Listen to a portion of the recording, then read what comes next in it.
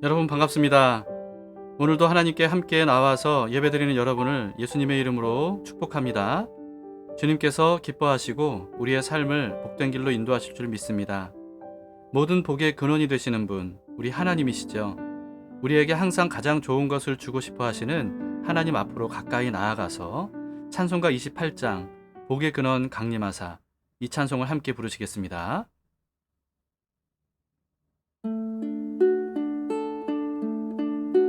복의 근원 강림하사 찬송하게 하소서. 한량 없이 자비하심 증량할 길 없도다. 천사들의 찬송가를 내게 가르치소서.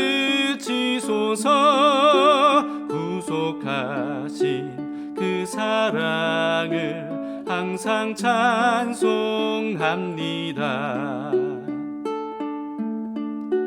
주의 크신 도움받아 이때까지 왔으니 이와 같이 천국에도 이르기를 바라네.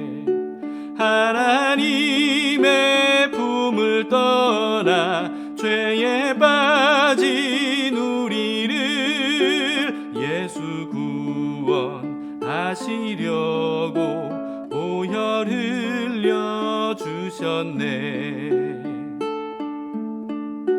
주의 귀한 은혜 받고 일생 빚진 자 되네. 주의 은혜 사슬 되사 나를 주께 매소서. 우리 마음은 연약하여 범죄하기 쉬우니 하나님이 받으시고 천국인을 지소서.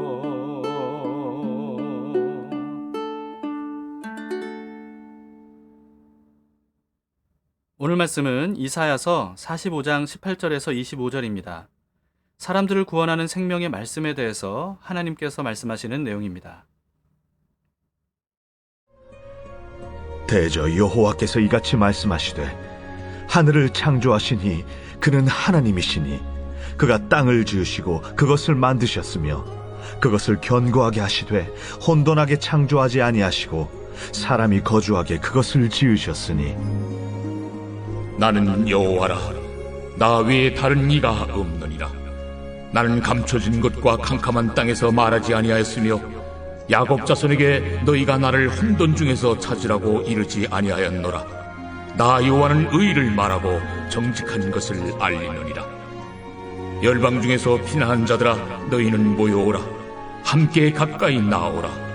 나무 우상을 가지고 다니며 구원하지 못하는 신에게 기도하는 자들은 무지한 자들이니라. 너희는 알리며 진술하고 또 함께 의논하여 보라. 이 일을 옛부터 듣게 한 자가 누구냐? 이전부터 그것을 알게 한 자가 누구냐? 나 여호와가 아니냐?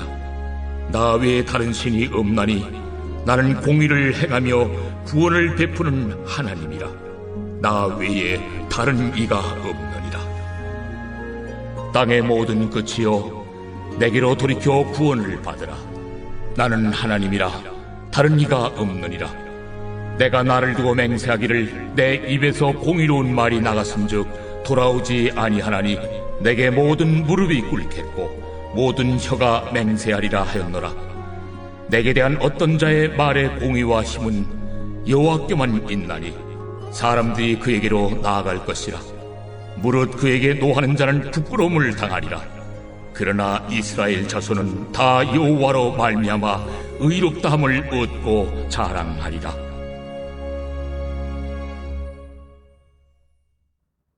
어제 본문 15절에서 하나님은 스스로 숨어 계시는 분이라고 했었거든요. 45장 15절을 보시면요. 구원자 이스라엘의 하나님이여 진실로 주는 스스로 숨어 계시는 하나님이시니이다. 하나님은 우리가 눈으로 볼 수 없는 분이라는 뜻입니다. 눈으로 볼 수 없기 때문에 많은 사람들이 하나님이 없다 이렇게 생각하죠. 그러나 천지 만물을 보면 하나님의 존재를 충분히 알 수 있습니다. 여러분 어떤 작품을 보면요. 그 작품을 만든 사람이 반드시 존재한다는 사실을 부인할 수 없죠. 그렇듯이 모든 만물을 보면 만물을 만드신 하나님의 존재를 부인할 수가 없는 겁니다. 그래서 바울은 이렇게 웅변적으로 말했어요. 로마서 1장 20절입니다.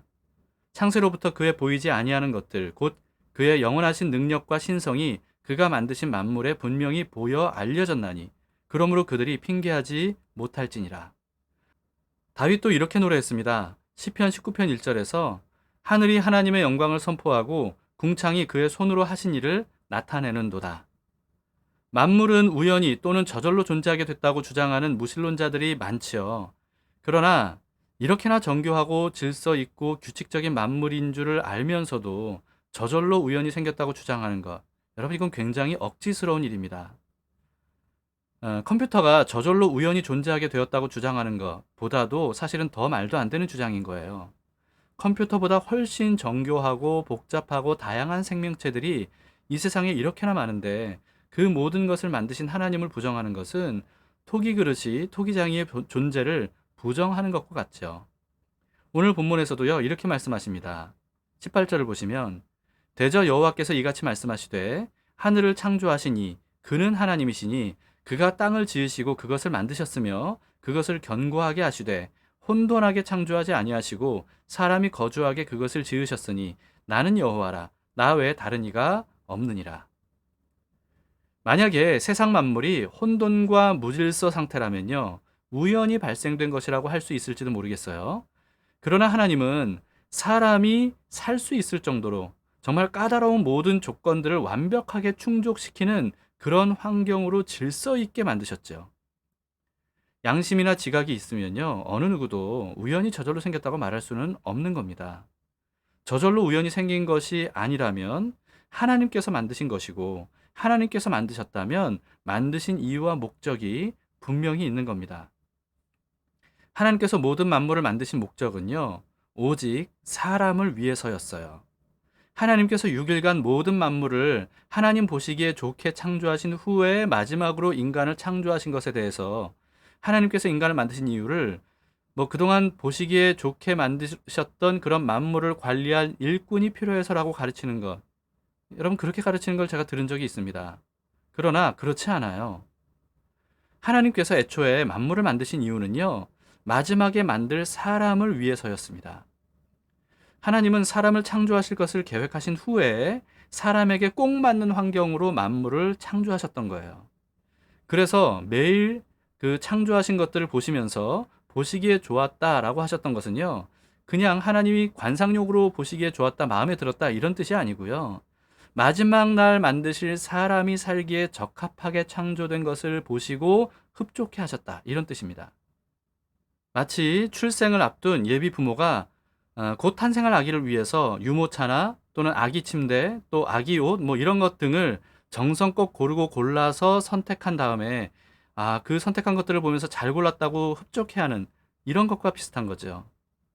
그래서 하나님은요 맨 마지막에 사람을 창조하신 후에 그동안 창조하셨던 모든 것들을 사람에게 마음껏 누리라고 선물로 다 주셨던 겁니다. 그게 바로 만물의 존재의 목적이죠. 그러므로 하나님은요 사람을 부려먹을 일꾼으로 창조하신 게 아니고요. 영원히 사랑을 주고받을 대상으로 창조하셨던 겁니다. 하나님과 사랑을 주고받으면서 영원히 함께 사는 것. 이게 바로 우리 인간의 존재의 목적이에요. 그렇기 때문에 하나님 없이는 인간의 존재 목적을 발견할 수 없고요. 삶의 의미를 찾을 수가 없는 겁니다. 하나님 없이는 내가 누군지, 나는 어디에서 왔는지, 어디로 가는지, 또 가야 하는지, 어떻게 또 무엇을 위해서 살아야 되는지 이런 것들을 답을 찾을 수가 없어요. 하나님과 우리 사이를 갈라놓았던 죄를 해결하고 다시 하나님과 함께 해야만 비로소 나 자신이 어떤 존재인지를 깨달을 수가 있는 거죠. 하나님은 우리가 그 진리를 깨닫게 해주시려고 우리에게 찾아오셨던 겁니다. 그리고 명확하고도 지속적으로 말씀해 주셨어요. 19절을 보세요. 나는 감추어진 것과 캄캄한 땅에서 말하지 아니하였으며 야곱 자손에게 너희가 나를 혼돈 중에서 찾으라고 이르지 아니하였노라. 나 여호와는 의를 말하고 정직한 것을 알리느니라.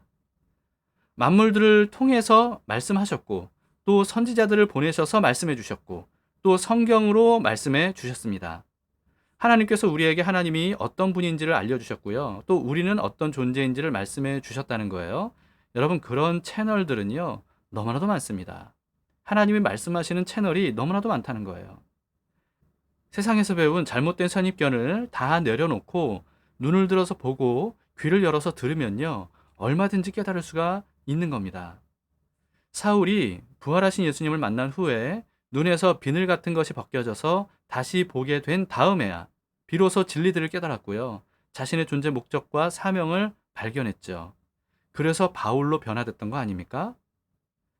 우리의 눈에 있는 비늘도 벗겨져서 하나님이 어떤 분인지를 깨닫고 또 우리 자신은 어떤 존재인지를 깨닫는 그런 은혜가 있기를 바랍니다. 하나님은 이스라엘에게만 말씀하시지 않으세요. 열방의 모든 사람들에게도 하나님께로 돌아오라고 오래전부터 말씀하셨습니다. 20절부터 보시겠습니다. 열방 중에서 피난한 자들아, 너희는 모여오라.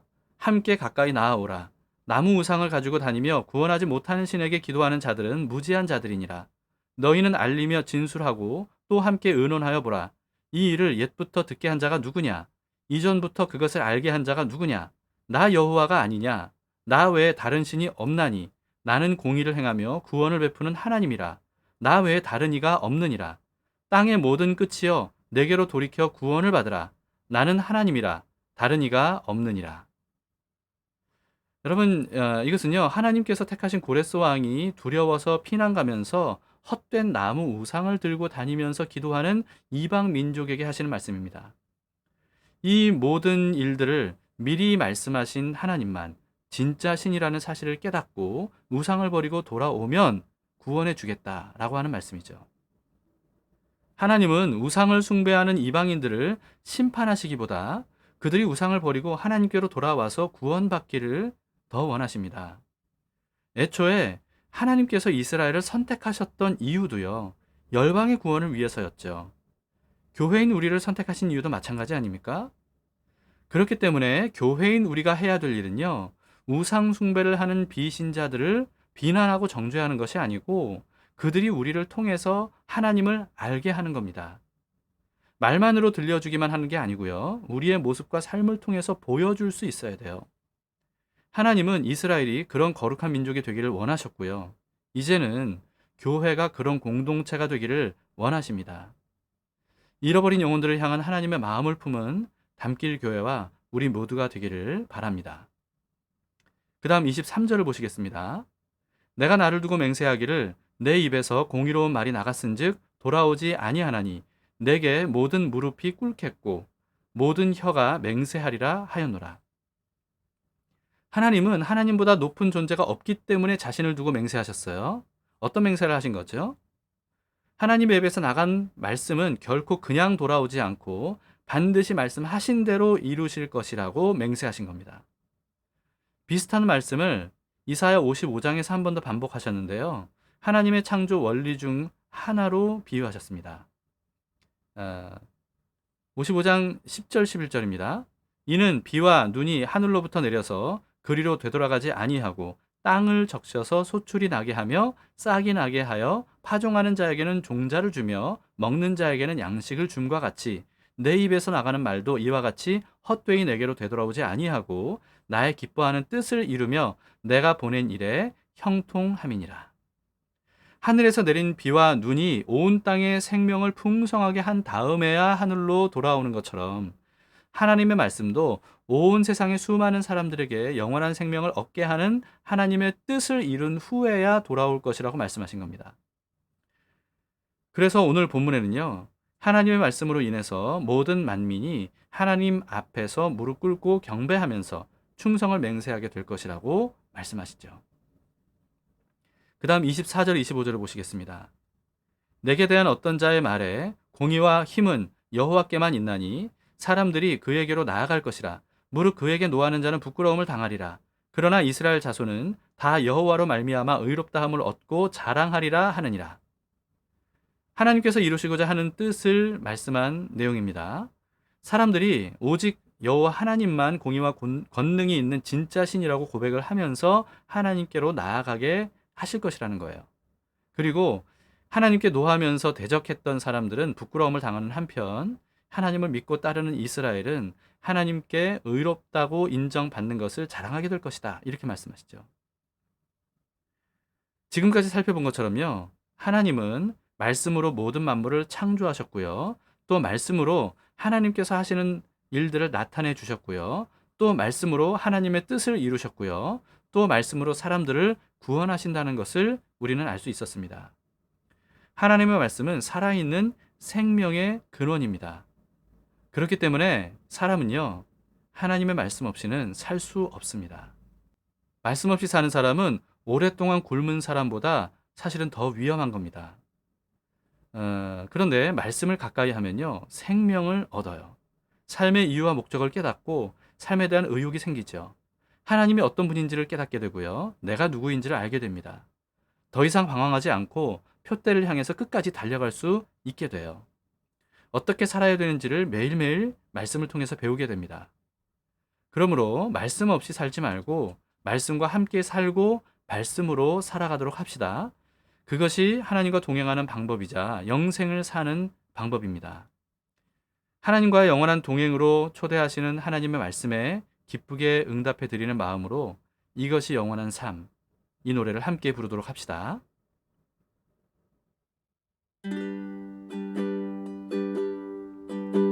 영원한 사귐에 날 초대하시네, 주님을 누리며 사는 것,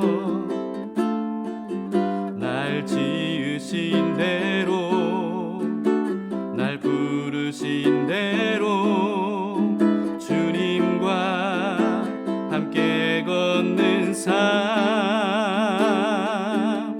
이것이 영원한 삶, 이것이 영원한 삶, 참 하나님과 그 아들 아는 삶,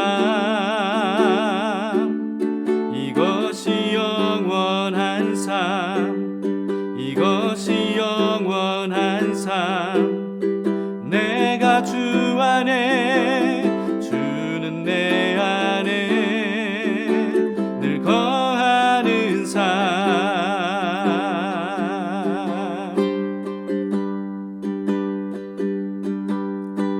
영원한 사귐에 날 초대하시네, 주님을 누리며 사는 것,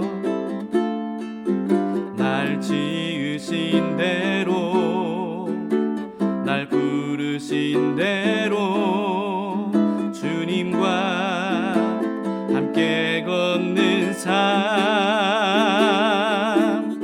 이것이 영원한 삶, 이것이 영원한 삶, 참 하나님과 그 아들 아는 삶, 이것이 영원한 삶, 이것이 영원한 삶, 내가 주 안에 주는 내 안에 늘 거하는 삶, 이것이 영원한 삶, 이것이 영원한 삶, 참 하나님과 그 아들 아는 삶, 이것이 영원한 삶, 이것이 영원한 삶, 내가 주 안에 주는 내 안에 늘 거하는 삶.